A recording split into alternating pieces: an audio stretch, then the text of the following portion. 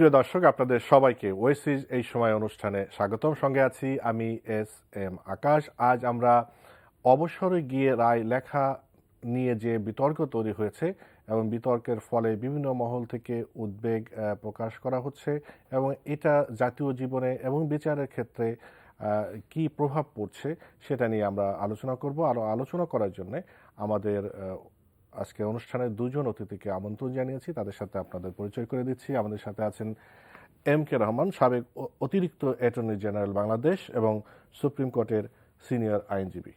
আমাদের সাথে আরও আছেন সোহরাব হাসান, যুগ্ম সম্পাদক, দৈনিক প্রথম আলো। আপনাদের দুজনকে স্বাগত জানাই। যেটা বলছিলাম যে অবসরে গিয়ে রায় লেখা না লেখা এটা নিয়ে বেশ কয়েকদিন ধরেই তর্ক বিতর্ক হচ্ছে, বিভিন্ন মহল থেকে উদ্বেগ প্রকাশ করা হচ্ছে, বিভিন্ন মহল থেকে মতামত দেয়া হচ্ছে। তো সর্বশেষ আমরা দেখলাম যে যাকে নিয়ে বিতর্কটা তৈরি হয়েছে, বিচারপতি শামসুদ্দিন সাহেব, উনি রায়গুলো শেষ পর্যন্ত জমা দিয়েছেন। তবে উনি সাথে অনেকগুলো কথাও বলেছে, সেটা আপনি জানেন। প্রধান বিচারপতির পদত্যাগ চেয়েছেন উনি, যে প্রধান বিচারপতি নথি চেয়ে যে আদেশ দিয়েছেন সেটা তিনি মানবেন না, বিভিন্ন রকম বক্তব্য দিয়েছেন। তো এখন এই সামগ্রিকভাবে আপনার মূল্যায়ন কি, কিভাবে বলবেন? দেখুন, এই ব্যাপারটা নিয়ে বেশ কিছুদিন ধরে বিতর্ক চলছে যে একজন বিচারক অবসরে গিয়ে রায় লিখতে পারবেন কিনা। এটা প্রথম মাননীয় প্রধান বিচারপতির মুখ থেকেই আসছেন যে অবসরে গিয়ে রায় লেখা যাবে না, সেটা বেআইনি এবং সংবিধান পরিপন্থী, এ ধরনের উনি কথা বলেছেন।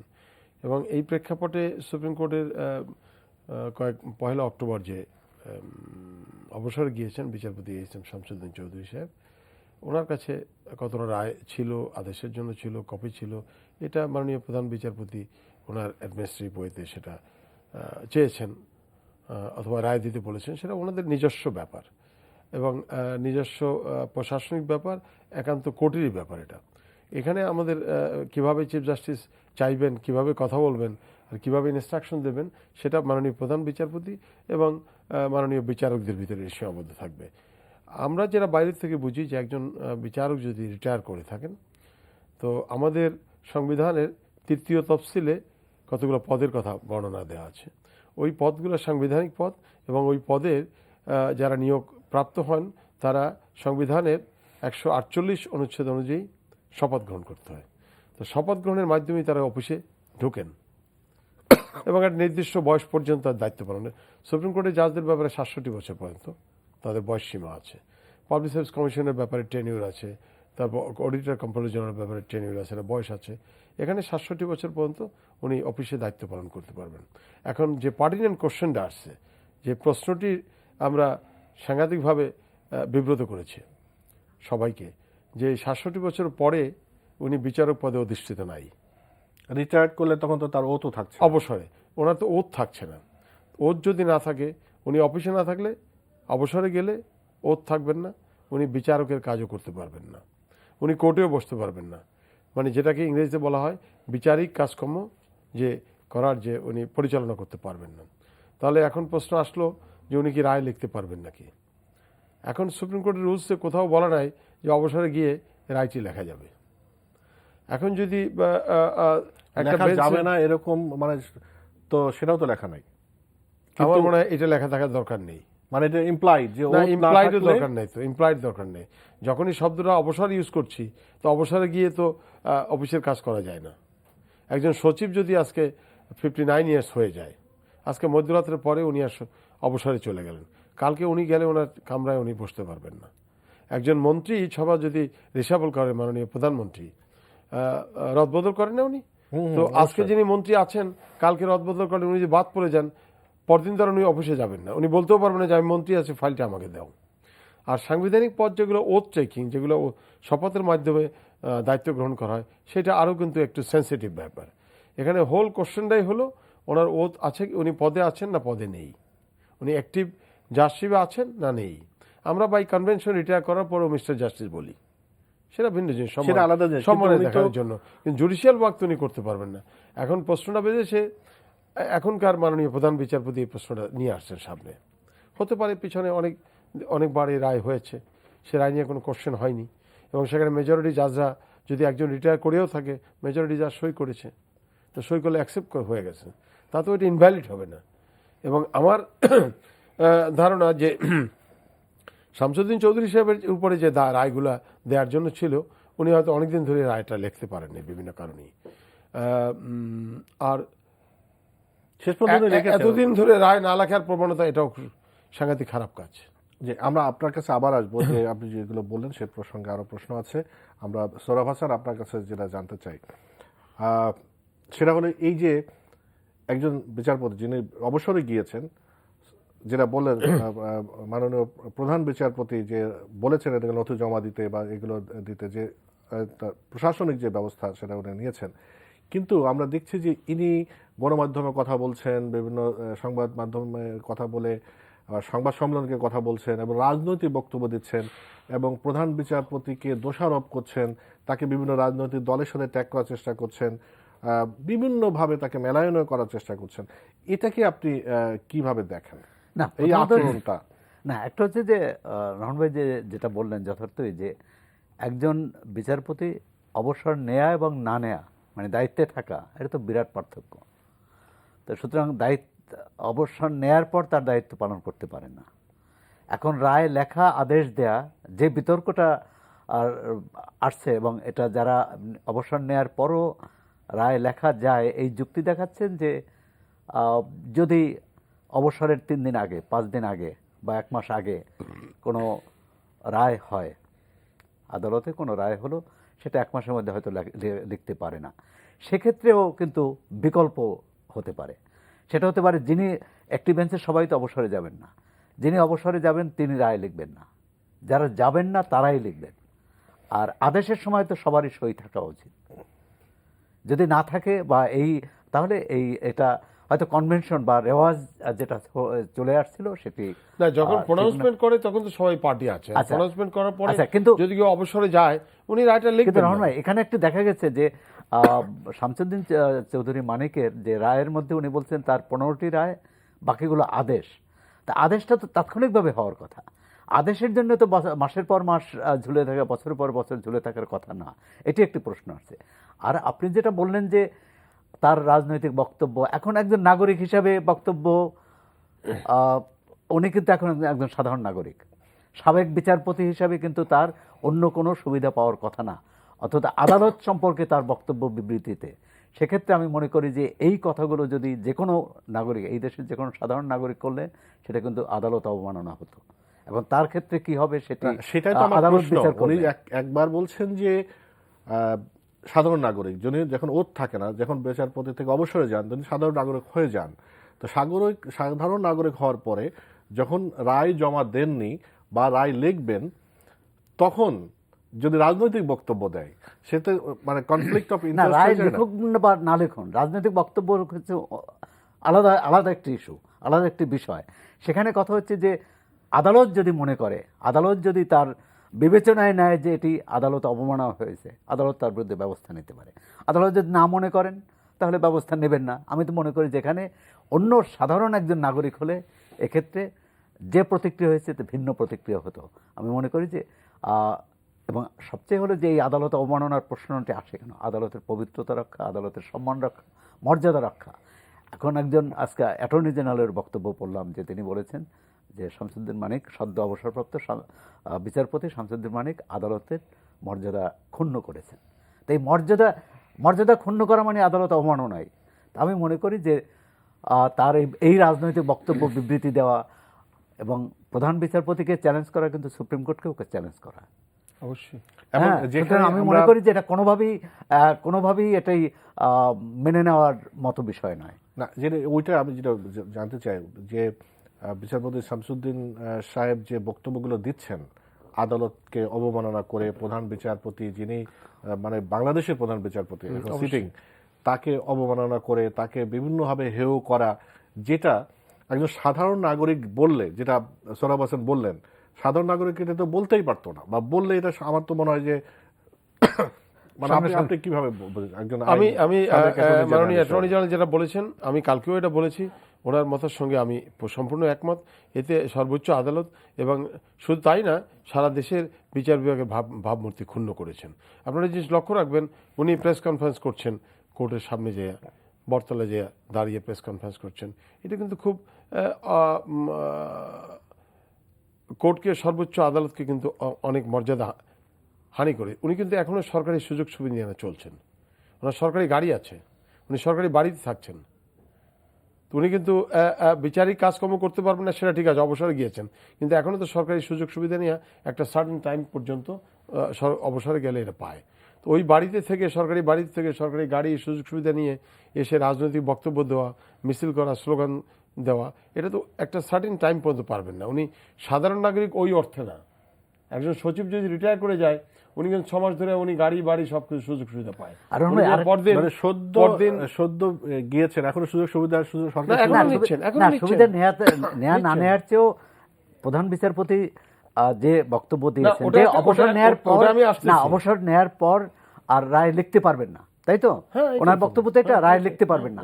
তো এটি তো শুধু শামসুদ্দিন চৌধুরী মানিককে বলেননি, উনি সমস্ত সব বিচারককে বলছেন। তাহলে উনি নিজের উপর, নিজের ঘাড়ে, এটা সবার জন্যই, কেন উনি অবসরে গিয়েছেন সেই জন্য, তারপরে 2 জন গিয়েছেন, এটা তাদের জন্য এবং ভবিষ্যতের জন্য, যে অবসরে গিয়ে রায়টা লেখা যাবে না।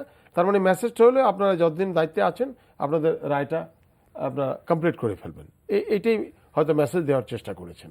কিন্তু এ নিয়ে এই বাইরে এসে তর্ক করা, টেলিভিশনে কথা বলা, চিফ জাস্টিসকে ব্যক্তিগতভাবে আক্রমণ করা, চিফ জাস্টিসের সঙ্গে আমার অনেক ব্যাপারে দ্বিমত হতে পারে, সেটা ভিন্ন জিনিস, তাই না?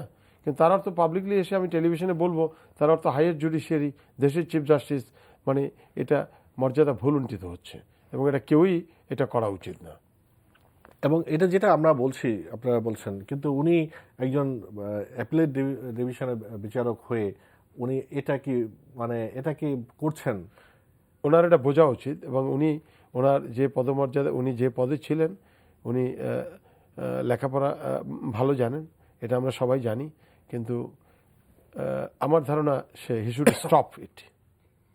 আপনার কি মনে হয় যে এরকম কি চলতে থাকবে? আপনার কোথায় চলতে তো থাকতে দেয়া যায় না, বা চলা উচিত না কোনো। সরকারের ভূমিকা কি হতে পারে এখন? না, সরকার এখানে, সরকারের কিছু করণীয় আছে কি, যে কারণ এটা হচ্ছে আদালতের মর্যাদার প্রশ্ন এবং সেটা আদালতই রক্ষা করবে। সরকার যদি কোনো সিদ্ধান্ত নেয় বা কোনো পরামর্শও দেয়, সেটা তো আদালত মনে করতে পারে যে এটা তার উপর হস্তক্ষেপ। আমি তো মনে করি যে সরকার, নির্বাহী বিভাগের কিছু করণীয় নাই। আর যদি সরকার বলেন, সরকার, বিচার বিভাগ, নির্বাহী বিভাগ, সংসদ সব মিলে, তা সেখানে করণীয় আছে। হ্যাঁ, সংসদে এটা নিয়ে আলোচনা হতে পারে, সংসদে আলোচনা হয়েছেও এবং সেখানে আবার প্রধান বিচারপতির এই সিদ্ধান্তের বিপক্ষে মত এসেছে। আর যে বিষয়টি হচ্ছে যে মানে কেন বলেছে, এই উদ্দেশ্যটা দেখা উচিত। প্রধান বিচারপতি এই কথাগুলো বলছেন কাউকে হেয় করার জন্য না। প্রধান বিচারপতি বলছেন যে লাখ লাখ মানুষ, যে হাজার হাজার মানুষ, যে বিচার প্রার্থী, তারা যে বছরের পর বছর রায়ের অপেক্ষায় আছেন এবং রায় হয়ে যাওয়ার পরও রায়ের কপি পান না। পূর্ণাঙ্গ রায় না পেলে তিনি প্রতিকার চাইতে পারেন না, তিনি আপিল করতে পারেন না।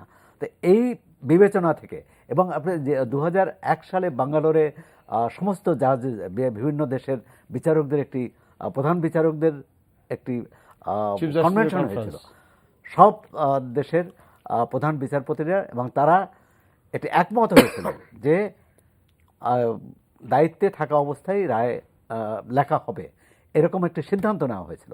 সিদ্ধান্ত অনেক দেশ এটা অনুসরণ করেছে, বিশেষ করে ভারত, বা অনেক দেশে আবার এটি হয় যে বিলম্ব হয়। কিন্তু আমি মনে করি যুক্তিসঙ্গত কারণ ছাড়া বিলম্ব হওয়া উচিত না। একটা কারণ হতে পারে, যদি আমি দায়িত্ব নেওয়ার আগের দিন আমি কোনো রায় হয়, সেই রায় একদিনে লেখা সম্ভব না। অবসর যাওয়ার আগের দিন অবসরে যাওয়া, সেটা আপনি ওয়ার্কিং যে সিস্টেম, সেটা আপনি করবেন। কোনটা সম্ভব কোনটা অসম্ভব সেটা দেখার ব্যাপার না। আপনি জানেন আপনি কালকে অবসরে যাবেন, অবসরে যাওয়ার পরে আপনি জুডিশিয়াল ওয়ার্কটা কিভাবে করবেন? আর আপনি যদি বলেন যে আমি রায় দেবো কিভাবে, আপনি রায় দেবেন না ওই দিন। হ্যাঁ, আপনি শর্ট অর্ডার দেবেন, অথবা এই রায়গুলো আপনি বলেছেন আমার যারা, তারা ব্রাদার তারা লিখবে, যারা দায়িত্বে থাকবে। আচ্ছা, বাইরে যেটা বলছিলেন যে আসলে আমাদের পার্শ্ববর্তী দেশে, বিশেষ করে আমরা তো ভারতের অনেক রায় আমরা রেফারেন্স হিসেবে আনি। ভারতে কি প্র্যাকটিস? ভারতে ওই রিটায়ার যেদিন করবে তারপর থেকে আর টাচ করতে পারবেন না। পাকিস্তানেও তাই, এটা আগে হয়ে থাকলে হয়ে যাবে। ইন্ডিয়াতে 1954-এও একটা কেস হয়েছে, পাকিস্তানের এই ধরনের একটা কেস হয়ে গেছে। তখন সেই মামলায় ডিসাইড করেছে যে অবসরে যাওয়ার পরে রায় আর লিখতে পারবেন না।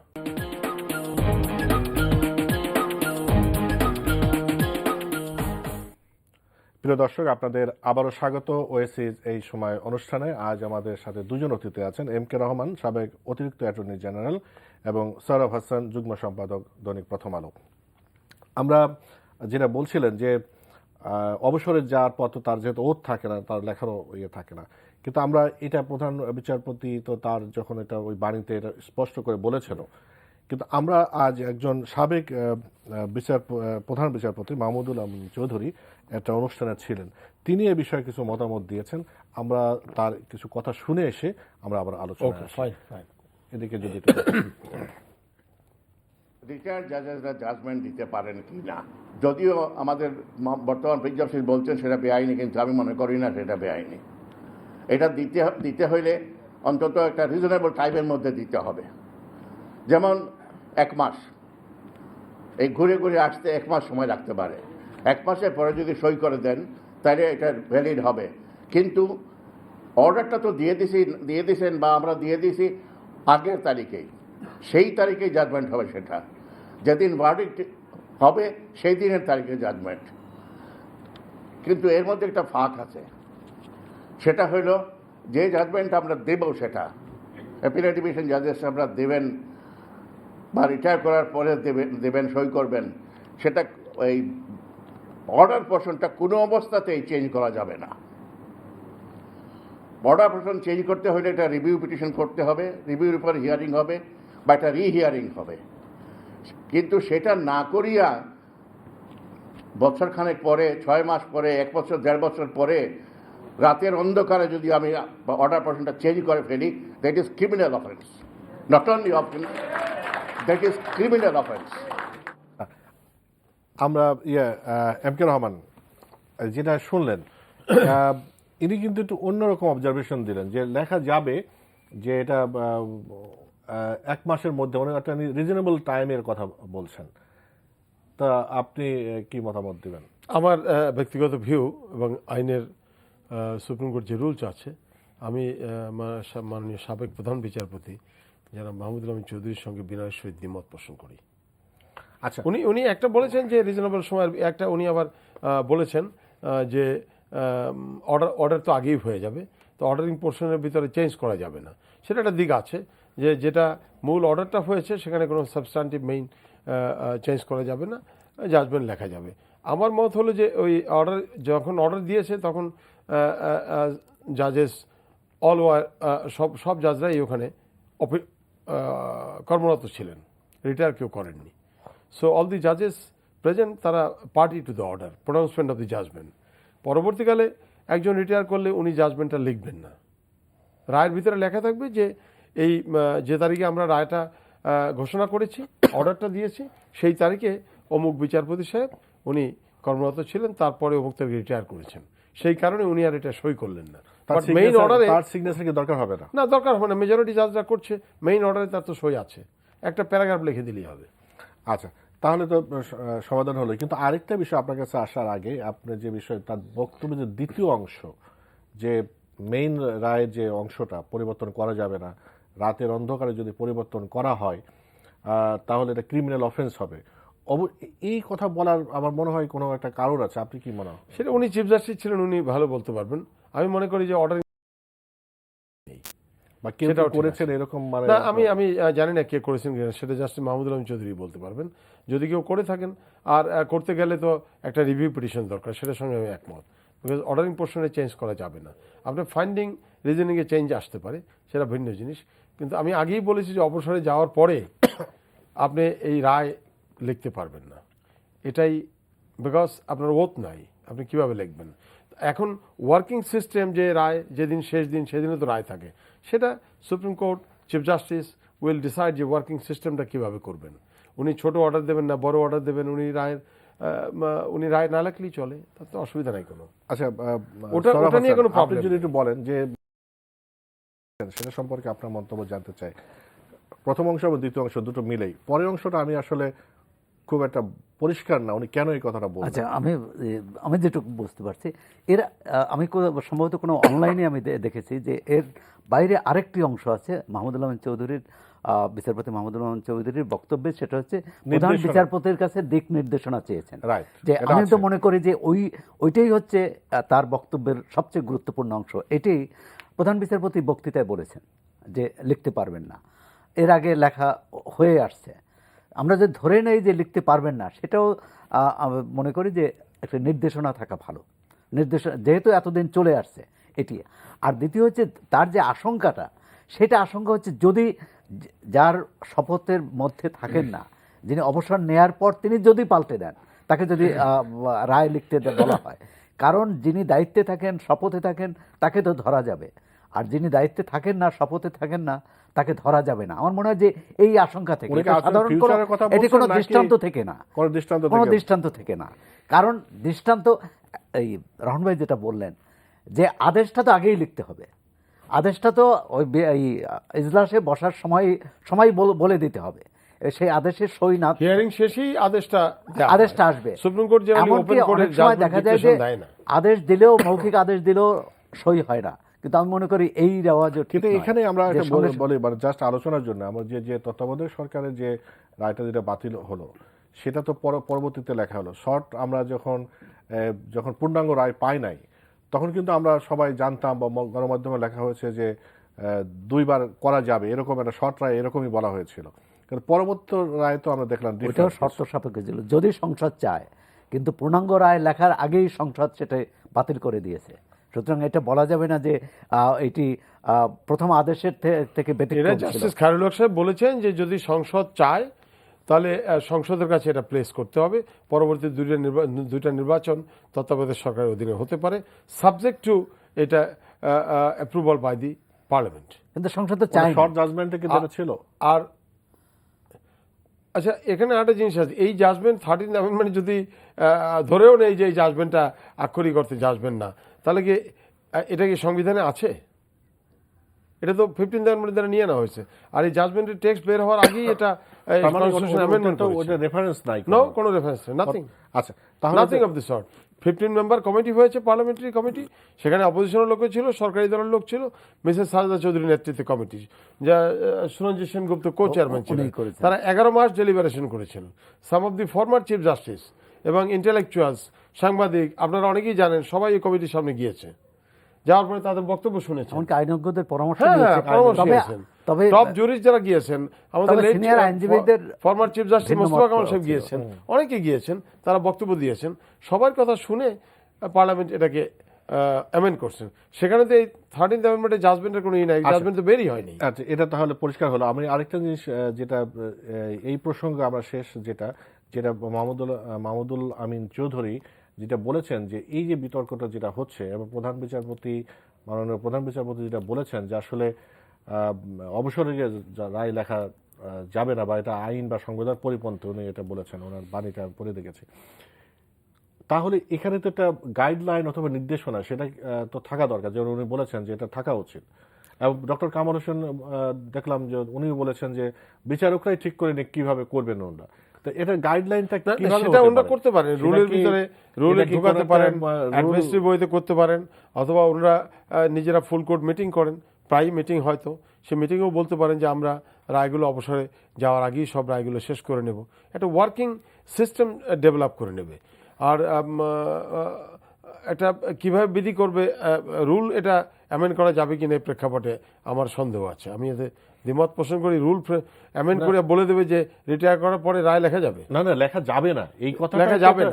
এটা তো ইমপ্লাইড যে লেখা যাবে না, কিন্তু যেহেতু লিখছে আগে প্র্যাকটিস ছিল, তাহলে এখন তো একটা সমাধান ঠিক হতে আছে, এখন পারতো। সমাধান তো রুলে আছে, রায় লিখতে হবে in office, while in office you have to write the judgement, you have to এখন রাইট দি যদি অর্ডার। সেটাই আপনি এটা কি লেখা তো যদি guideline দরকার না থাকে, ধরেন এখন প্রধান দরকার বিচারপতি নাই উনি তো। বলছেন যেটা করা যাবে, পরবর্তী যিনি প্রধান বিচারপতি সেটা একটা তিনি অ্যাডমিনিস্ট্রেটিভ allow গাইডলাইন করলো। তো ওরা নিজেরা ফুল কোর্টে বসে একটা রেজলিউশন নিতে না, পারে। একই কথা মাহমুদুল আমিন চৌধুরী যেটা ফুল বলছেন কোর্ট যে যে মিটিং হয় না, সেখানে কিন্তু এজেন্ডা থাকে, রেজলিউশন হয়, ওখানে জজ সাহেবরা সবাই বসেই ঠিক করতে পারে, ওটা under the chairmanship of chief justice. কিন্তু রুলে বেআইনি জিনিস কিভাবে ঢুকাবে, যে অবসরে যাওয়ার পরে না এটা ওটা রায় লেখা যাবে। না না না ওটা তো কেউ হ্যাঁ, তো ওটা করা যায়। সুপ্রিম কোর্টে ফুল কোর্ট মিটিং বসে প্রায়, ওইটার কথা সেখানে কেউ বলছে অল দি না। জাজেস আর ইনভাইটেড, সেখানে এজেন্ডা থাকে। ইন্টেনশনটা যেটা বলছে এই এজেন্ডার ভিতরে ওনারা এটা লেখে নিলেই একটা হচ্ছে ওনারা উদ্দেশ্য- নিজস্বভাবে এটা শেষ করতে পারে, না একটা উদ্দেশ্য, সমাধান আর করতে দ্বিতীয় পারে। হচ্ছে যে না একটা হলো ওই নির্দেশনার বিষয়টা এই কারণে আসছে যে জনগণকেও জানানো, জনগণ যে এখন একটা বিভ্রান্তির মধ্যে আছে যে কে হ্যাঁ, ঠিক বললেন, কে ঠিক প্রধান বললেন। বিচারপতি না শামসুদ্দিন মানিক না আইনজীবীরা। সুতরাং সেক্ষেত্রে একটা আমি মনে করি প্রধান বিচারপতির কার্যালয় থেকে হতে নির্দেশনা পারে থাকা যে, দরকার, তার- একটি নির্দেশনা আসতেই ওই পারে। তো ওই ফুল কোর্টের মিটিং এ বসে আলোচনা করে তারপর উনি একটা অ্যাডমিনিস্ট্রেটিভ গাইডলাইন ওইভাবে গাইডলাইন দিয়ে দিতে পারেন যে এই ফুল কোর্টের সিদ্ধান্ত অনুযায়ী এটা হয়েছে, এটাও হতে পারে। কারণ আদালত নিয়ে যত বিতর্ক এই গাইডলাইন না থাকলেও যে এটা অবসান হবে হয় না। যত দ্রুত যত সেটাই কম তাড়াতাড়ি সেটাই সমাধান হয়, তার কারণ হ্যাঁ, বিচার সেটাই। এখন যে অবস্থা, ওই যে যেটা বললেন যে অ্যাটর্নি জেনারেল যেটা বলেছেন যে আদালতের মর্যাদা ক্ষুণ্ণ হচ্ছে, ক্ষুণ্ণ হচ্ছে। এবং সেটা থেকে তো আসলে বিরত বেরিয়ে আসতে হবে। বেরিয়ে আসতে এটা এই দেখুন বিচারালয়টা কি, সেটা সর্বনিম্ন আদালত হোক, ম্যাজিস্ট্রেট কোর্ট হোক, সহকারী জাজের court, up to supreme court, এই বিচারালয় তো মানুষের শেষ ভরসার স্থল। এটা নিয়ে যদি আমরা বেশি বিতর্ক করি, এটা নিয়ে যদি ডিসপিউট তৈরি করি, বিবাদ তৈরি করি, তাহলে মানুষের আস্থা কমে যাবে। এর মর্যাদা যদি আমরা লোয়ার ডাউন করি, তাহলে মানুষের আস্থা কমে যাবে। আর সেটা যদি মানুষের বিচারালয়ের আস্থা ভিতরে কমলে- হয়, আর হ্যাঁ, বিচারালয়ের মানুষের ভিতরে আস্থা যদি এই কমে যায়, বিতর্কটা হয়, তাহলে সেটা কি তো অবস্থাটা কি আরো দাঁড়াবে? উদ্বেগজনক। তাহলে মানুষের বিচার থেকে বঞ্চিত, সুবিচার থেকে, ন্যায় বিচার থেকে, অথবা সঠিক বিচার থেকে বঞ্চিত হবে। এই যে রায়ের কথা বলছেন, একটা ফাইল, এটা কেস রেকর্ড, এর সঙ্গে তো কোনো কে জড়িত? এই প্রত্যেকটা মামলায় বাদী আছে, বিবাদী আছে, অথবা অনেকগুলো পক্ষ জড়িত আছে। তার তো মানে একটা আশা আছে বিচারপ্রার্থীরাই যে একটা বিচারপ্রার্থী সে রায় পাবেন, এবং এই রায়ের রেকর্ড আমি ধরে রাখবো, রায় লিখবো না, এ নিয়ে আমি তর্ক করব, বিবাদ করব, সারা দেশ মানুষ জানবে। এটা তো অনভিপ্রেত। এইটার জন্য তো শপথ নেওয়া হয়নি। শপথ তো এটা বলছে না অনুরাগ বিরাগের বশবর্তী না হয়ে আমি বিচারটি কাজ করব। এটা তো ঠিক না। এটা তো করতে হবে ফর দি পাবলিকের জন্য, লিটিগ্যান্ট পিপলের বিচারের জন্য, 16 কোটি মানুষের বিচারের জন্য সর্বোচ্চ আদালত। এবং বসছে মাননীয় এটা। প্রধান বিচারপতি তো সেটাই বলেছেন, উনি যে সেটাই এখন বলেছেন, আর তো এত কিছু না। বিচার ঝুলে আছে যেন তাড়াতাড়ি করা যায়, এটা তো এটা তো with good দোষের কিছু না intention। এটা। আমার বিভিন্ন কারণে একটু দেরি হতেই পারে, সিটিং জাজদের অনেক সময় দেরি হয়ে যায়, কেস কিন্তু ওইটা রিটায়ার করার পরে আমি মাসের পর মাস ধরে রাখবো, এটা বা করবে। বছর, এমন তো বছর হ্যাঁ, পর বছর এটা তো এবং এটা তো কয়েক বছর কেটে যায়, এরকম অনভিপ্রেত। এবং এটা এরকমও নিয়ে তো আছে। এটা নিয়ে তর্কের কিছু নাই তো। এটা তারপরে যা এটা- সত্যি তাই, জি। সেটা দেখতে হবে। আমরা শেষ করবো, আপনি এবং যারা ভুল আমরা করে থাকি, আমরা শোধরানোর চেষ্টা করি। না বিচারালয় তাই না? নিয়ে বিতর্ক যত কম হয় এবং নিজেদের এটা মধ্যে তো মানুষের আস্থা কোনোভাবেই কমে যাবে। হওয়া আস্থা উচিত কমে না। গেলে মানুষ কারণ ন্যায় বিচার থেকে মানুষের বঞ্চিত শেষ ভরসা, হবে। এই এটা রহমান মনে যেটা রাখতে বললেন, হবে কিন্তু। শেষ ভরসা তো বিচারালয়, এবং সেখানেই সবাই আস্থার ঘানি আস্থার সংকট দেখা দিলে কিন্তু ন্যায় বিচার থেকে বঞ্চিত হবে, বিচার থেকেই বঞ্চিত হয় মানুষ। এবং সেক্ষেত্রে সেটা মানুষ তো কোনোভাবেই কাম্য কোথায় হতে যাবে পারে তাহলে? না। কাজেই যে কোনো মূল্যেই হোক আমাদের বিচারালয় আর সর্বোচ্চ আদালত, এবং এই সর্বোচ্চ আদালতের গার্ডিয়ানকে, সমস্ত বিচার বিভাগের গার্ডিয়ানটা কি চিফ জাস্টিস, প্রধান বিচারপতি। এতে বিতর্কের ঊর্ধ্বে রাখা উচিত, এবং তাতে জনগণ আস্থার সংকট দেখা দিবে না। মানে যেটা বললেন যে ব্যক্তিগত বিরাগ বা ব্যক্তিগত No, ইয়ে no, no, থেকে এটা রাখা কাউকে যাবে না। মেলাইন করা, এবং তার সঙ্গে আমার ব্যক্তিগতভাবে সম্পর্ক ভালো নাও থাকতে পারে, কিন্তু সেই কারণে আমি রাস্তায় যেয়ে আমি চিফ জাস্টিসের বিরুদ্ধে কথা বলবো, জাজদের বিরুদ্ধে কথা বলবো, এটা তো এন্টায়ার সুপ্রিম কোর্টের উপরে আমি কটাক্ষ করছি। এটা আমি লয়ার হই বা না হই, আমি same member of the public হলেও করতে পারবো। আর ওনাদের লিমিটেশন হলো অ্যাজ এ প্রাইভেট সিটিজেনও না, এই রিটায়ার করার পরেও ওনারা যারা সরকারি কাজ করেন, কর্মচারী অথবা কর্মকর্তা, সেক্রেটারি বলেন, তারপর এই জজ সাহেবরা বলেন, তারা বেশ একটা দিন পর্যন্ত 6 মাসের মতো সরকারি সুযোগ সুবিধা রাষ্ট্র তাদেরকে প্রোভাইড করে। এই সময় তো তাদের অন্য কাজের মধ্যে ইনভলভ হওয়ার কথা না, because they are enjoying the privilege of given by the state. তাদের গাড়ি আছে, বাড়ি আছে, তাদের সঙ্গে সিকিউরিটি আছে, সব আছে।